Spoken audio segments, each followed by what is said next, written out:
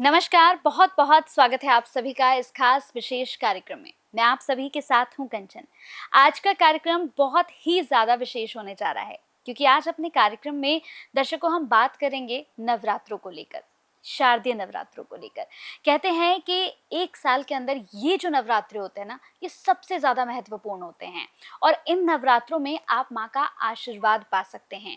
आपकी जो भी मनोकामनाएं हैं, आपके दिल में जो कुछ भी है, बस माता रानी से मांग लीजिए क्योंकि इन 9 दिनों में अगर आपने श्रद्धा से, भाव से माता रानी की पूजा अर्चना की या फिर अपने भाव माता रानी को दिखा दिया ना, तो माता रानी आपकी सभी मनोकामना पूर्ण करती है। तो आज भी इस खास कार्यक्रम में हम बहुत सारे सवालों पर बात करने वाले हैं।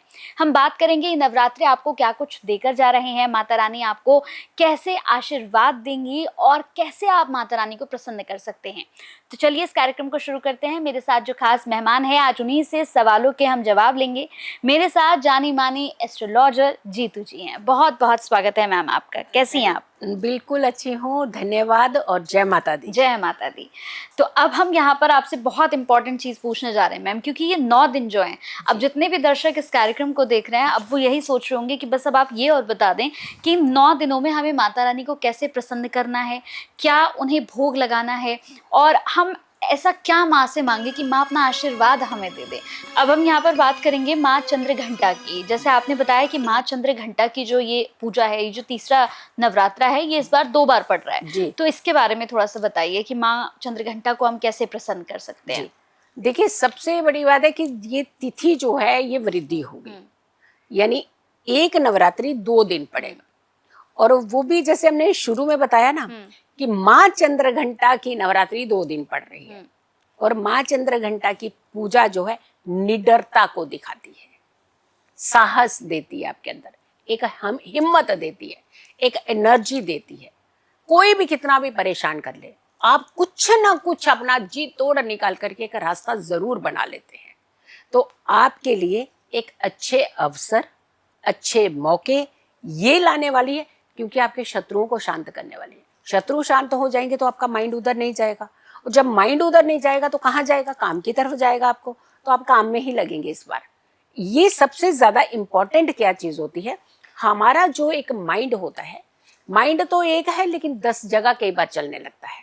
जब 10 जगह चलता है तो किसी एक जगह से जो मेन फोकस होता है वो हमारा हट जाता है। तो हमें फोकस कौन सा करना है? शत्रुओं पे नहीं, हमने अपनी एनर्जीज पे फोकस करना है, अपनी शक्ति पे फोकस करना है, अपनी भक्ति पे फोकस करना है और अपने साहस को हमेशा बनाए रखना है। उसमें किसी भी तरीके की चूक जो है वो नहीं करनी है। अब ग्रह जो है, शुक्र ग्रह इनसे कंट्रोल होता है। इनकी पूजा अगर आप करते हैं तो आपका वीनस कंट्रोलिंग में आता है, और वीनस हमारी लग्जरीज है। हम लग्जरीज कब कमाते हैं? हम अपनी ऐशो आराम की जिंदगी कब कमाते हैं? जब हम किसी भी कार्य को करने में सक्षम होते हैं, जब किसी भी कार्य को बड़े दिल से करते हैं, किसी भी कार्य को उस अंदाज से करते हैं कि यहाँ हमें रिजल्ट चाहिए। और रिजल्ट कब मिलता है? जब आपका डिस्ट्रैक्शन 10 जगह नहीं होता।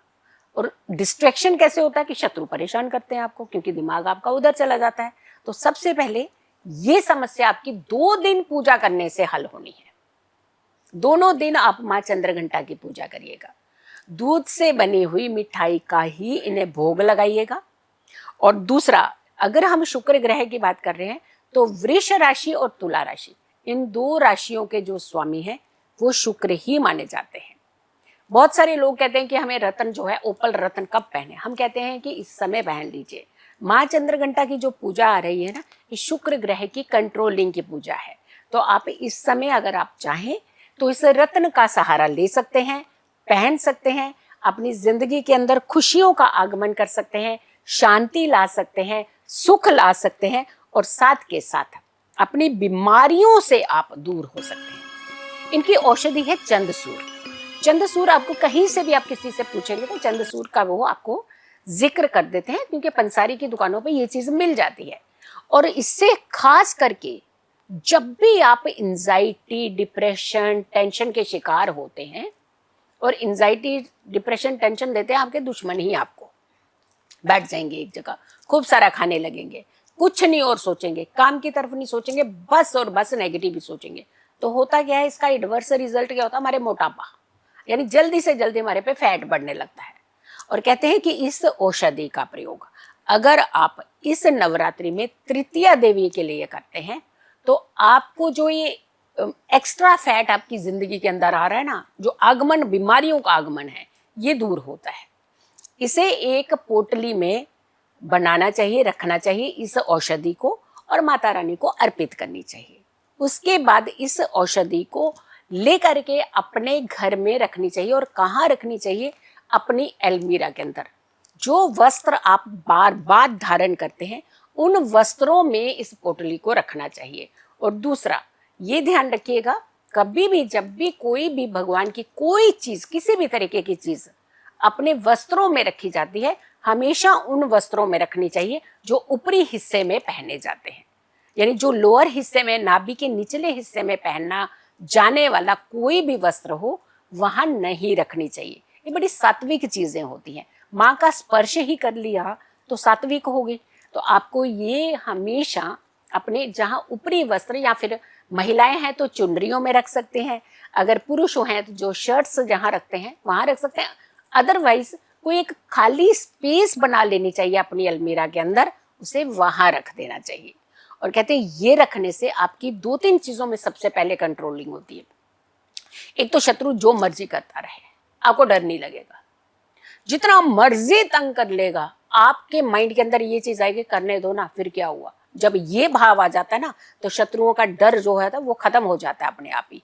जब तक ये रहता है ना, उसने तो मेरा बिगाड़ दिया, ये तो अब पता नहीं क्या कर देगा, आज तो ये किया, कल कुछ और कर देगी। यानी जब हम इन चीजों में उलझे रहते हैं तो हम अपने माइंड को कभी भी अपनी उस जगह पर नहीं लगा सकते जहाँ पे हमारी ग्रोथ टिकी होती है। तो सबसे पहले ये उपाय कर लीजिएगा। आप यकीन मानिएगा कि 2 दिन जो ये नवरात्रि पढ़ रहे हैं, दोनों दिन आप भक्ति करिए, पूजा करिए, शक्तियाँ हासिल कीजिए, समर्पण भाव रखिए। लेकिन एक जो उपाय है, जो अध्याय है, चौथा अध्याय आपको इस दिन जरूर पढ़ना चाहिए। ये कहते हैं कि हर अध्याय, वैसे तो 13 अध्याय 13 के 13 पढ़ने चाहिए, लेकिन एटलीस्ट आप चौथा अध्याय अगर आप दुर्गा सप्तशती का इस दिन पढ़ते हैं तो ये जितनी भी ये समस्याएं हैं, इन समस्याओं से निजात पा जाते हैं आप, इन समस्याओं से बाहर निकल जाते हैं आप। और माता रानी तो वैसे भी ढेरों आशीर्वाद देने के लिए आई है। छोटे से उपाय अगर हमारी जिंदगी के अंदर इतना बड़ा बदलाव कर सकते हैं, ड्रास्टिक चेंज कर सकते हैं, तो हमें इस भक्ति के, इन शक्ति के पर्व में अपनी सारी एनर्जीज को कंट्रोल करना चाहिए, अपनी एनर्जीज को एकत्रित करना चाहिए और हमारे जीवन में हमें आगे बढ़ना चाहिए। बिल्कुल। तो जितने भी दर्शक इस कार्यक्रम को देख रहे थे, मैं उम्मीद करूंगी कि नवरात्रों को लेकर अगर किसी भी तरह का प्रश्न आपके मन में चल रहा था कि मैं माँ शैलपुत्री की पूजा कैसे करूंगी या करूंगा, मैं उन्हें कैसे प्रसन्न कर सकता हूं, तो हमने इस कार्यक्रम में आपको 9 की 9 देवी स्वरूपों के बारे में बताया कि आप उन्हें कैसे प्रसन्न कर सकते हैं। मैम ने हमें खास तौर से बताया कि आपको सप्तशती का कौन सा पाठ करना है। देखिए, ये आपको कोई नहीं बताएगा कि आप सप्तशती का कौन सा पाठ करें, और आप यहीं पर कंफ्यूज हो जाते हैं क्योंकि आपके पास समय उतना होता नहीं है। फिर आप सोचते हैं कि मैं पहला अध्याय करूं, दूसरा करूं, या फिर मैं अब चौथा करूं या ना करूं। तो मैम ने यहाँ पर बहुत अच्छे से आपको समझाया है कि आपको किस दिन कौन सा अध्याय करना है, कैसे आपको भोग लगाना है, कैसे माता रानी को प्रसन्न करना है। तो इस पूरे कार्यक्रम को बाकी लोगों के साथ शेयर भी जरूर कीजिएगा, क्योंकि कहते हैं ना कि अगर माता रानी के समक्ष आपने कोई ऐसा कार्य कर दिया जो माता रानी को अच्छा लग गया, तो आपको पुण्य खुद ब खुद वो दे देती हैं। बहुत बहुत धन्यवाद मैम, आपने अपना बहुत कीमती समय दिया और बहुत अच्छा कार्यक्रम हमने किया जो लोगों के बहुत काम आने वाला है। बहुत बहुत धन्यवाद। जय माता दी। जय माता दी।